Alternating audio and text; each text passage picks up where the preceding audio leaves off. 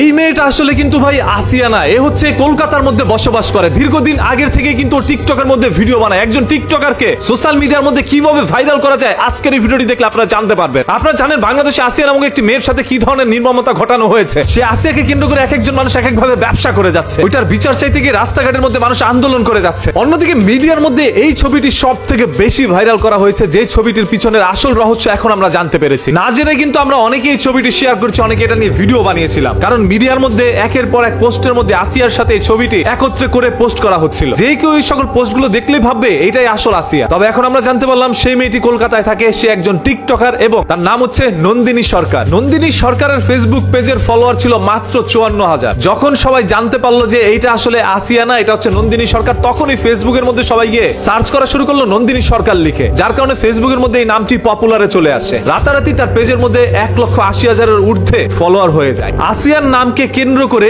এই মেয়েটি সোশ্যাল মিডিয়ার মধ্যে ভাইরাল হয়ে যায় ও মনে করেন সফল হয়ে যায়। আসিয়া একজন মুসলিম ধর্মে জন্মগ্রহণ করা মেয়ে, অন্যদিকে নন্দিনী সরকার হচ্ছে একজন হিন্দু মেয়ে। যা কিছুই হোক না কেন, আসিয়া অসুস্থ থাকুক, বেঁচে থাকুক, না থাকুক, নন্দিনী সরকারের লাভই হয়েছে। এই যে আজকে তাকে নিয়ে আমি ভিডিও বানাচ্ছি, এখান থেকে অসংখ্য মানুষ গিয়ে তাকে সার্চ করতে পারে, হয়তোবা ও আরো বেশি ভাইরাল হয়ে যাবে। এইভাবেই ও কিন্তু ভাইরাল হচ্ছে। ভাই আমাদের এই সোশ্যাল মিডিয়া কতটা মারাত্মক হয়ে যাচ্ছে, যেখানে কোনটা সত্য কোনটা মিথ্যা সেটা আপনি জানতেই পারবেন না। এক একজন মানুষ এক এক ভাবে নিউজ করে যাচ্ছে, যার যেটা পোস্ট করতে মন চাচ্ছে সে সেটাই বলছে। স্বাধীনতা স্বাধীনতা করতে করতে মনে করেন আমাদের ঘুম আরাম হয়ে গিয়েছিল। এখন বাঙালিকে যখন স্বাধীন করে দেওয়া হয়েছে, তখন বাঙালি ডাকাত, ধর্ষক এবং খুনিতে পরিণত হয়েছে। এই স্বাধীনতা কি আপনারা চেয়েছিলেন? বা স্বাধীনতা পেলে কি আপনারা এমনই হতে চেয়েছিলেন? সবাই যখন স্বাধীনতা চায় তখন চোর ডাকাত এসে বলবে আমি স্বাধীনভাবে চুরি ডাকাতি চিন্তাই করতে চাই। সবারই তো স্বাধীনতা দরকার, তাই না? আজকে যে আসিয়ার জন্য বিচার চেয়ে আরেকটা মেয়ের ছবি আমরা সবাই পোস্ট করে যাচ্ছিলাম, এই মেয়েটি তো আসলে ভাই আসিয়া না। মেয়েটার মনে করেন লাভ হয়েছে ভাই, আসিয়ার কোনো লাভ হয় না। আসিয়া কিন্তু এখনো সে আগের অবস্থায় রয়েছে। যদিও ডক্টর জানিয়েছে আসিয়া চোখ খুলেছেন এবং আগের থেকে নাকি একটু সুস্থ। যেখানে আসিয়ার বাঁচার সম্ভাবনা ছিল না 99%, সেখান থেকে আসিয়ার এখন বাঁচার সম্ভাবনা হচ্ছে 60%, মানে ও আগের চেয়ে একটু ভালো হয়েছে। আপনারা সবাই ওর জন্য দোয়া করেন যাতে করে আসিয়া খুব দ্রুত আমাদের মাঝে আবারও ফিরে আসতে পারে। এবং শুধু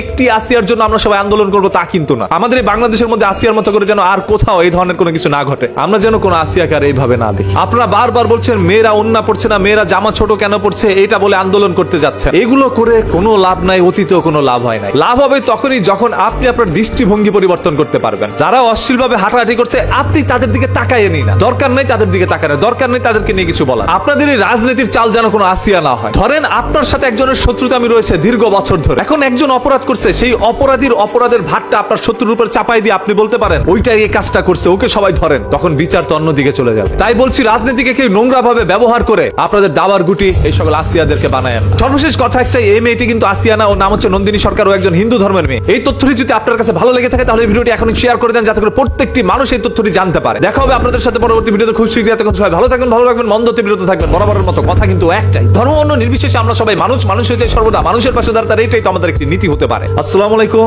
আল্লাহ হাফেজ।